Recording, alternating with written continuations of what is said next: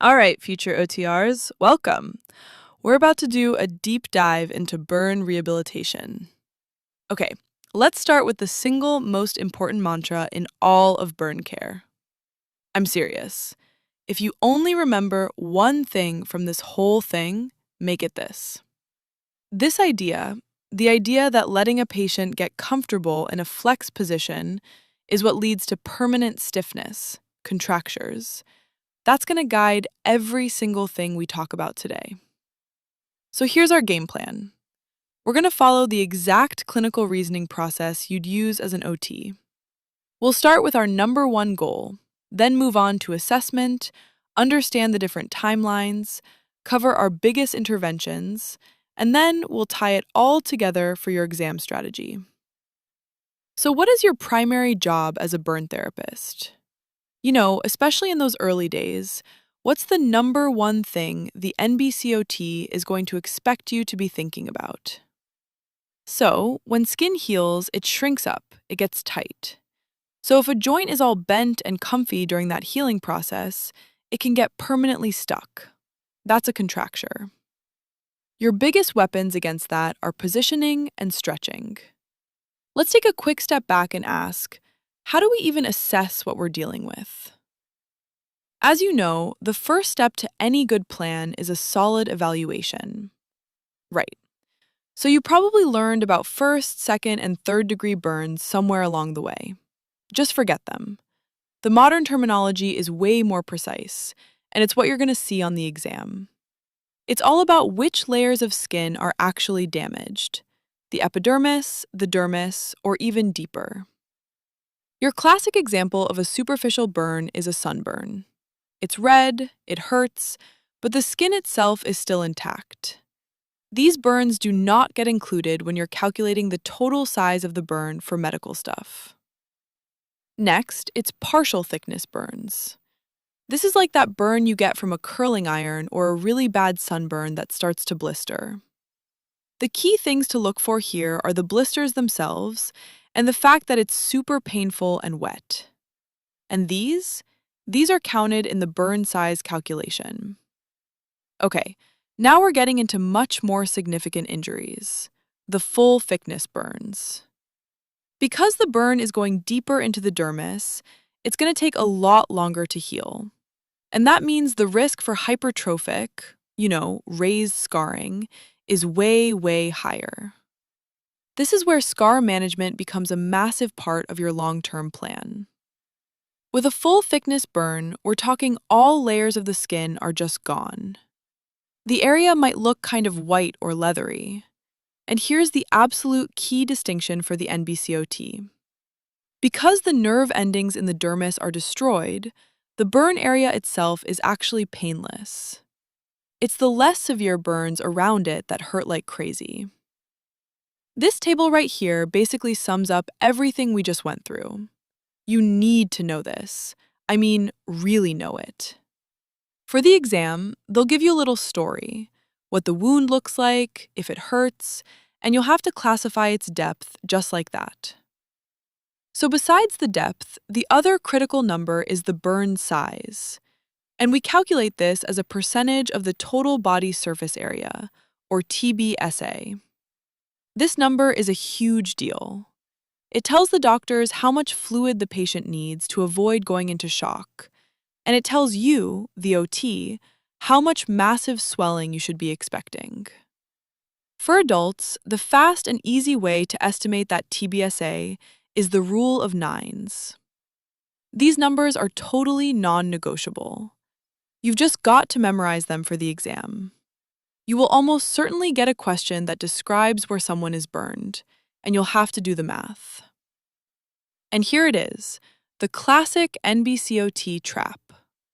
The rule of nines, that's for adults.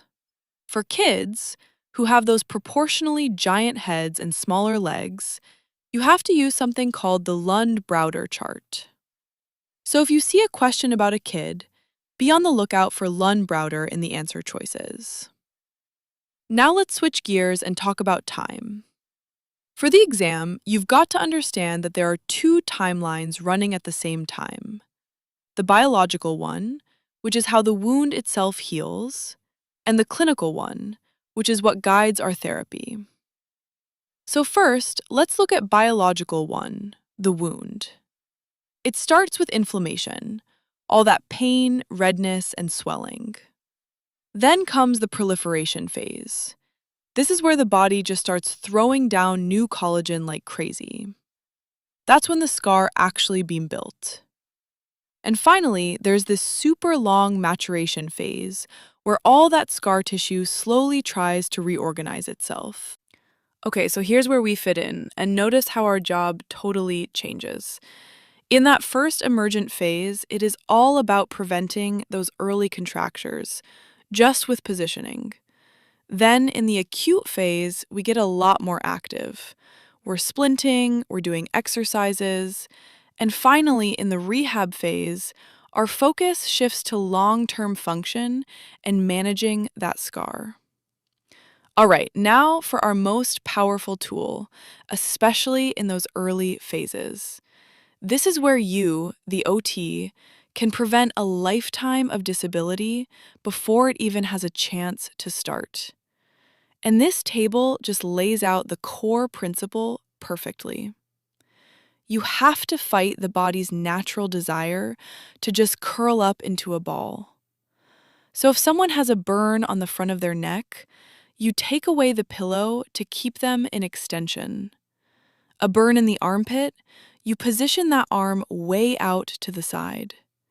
You are always, always, always positioning the joint in the exact opposite direction of the likely contracture. When it comes to hand burns, this is the gold standard, period. The intrinsic plus splint. We also call it the safe position. Kind of looks like you're holding a can of soda. What it does is keep all the little ligaments in the hand at their longest possible length, which prevents that awful claw hand deformity that can happen otherwise. Remember this number, 5. After a patient gets a skin graft, an autograft, the surgeon is going to order total immobilization for any joints that are covered by that new skin. For how long? 5 days. That means 0 range of motion, no stretching, nothing. Okay, let's bring it all home. Once the wounds are finally closed, we get into the rehabilitative phase. This is where we take everything we've learned and apply it to long-term function, and of course, to those exam-style questions. So in the rehab phase, our main job is to make that scar as flat, soft, and stretchy as possible. We use things like scar massage and those custom-fitted pressure garments.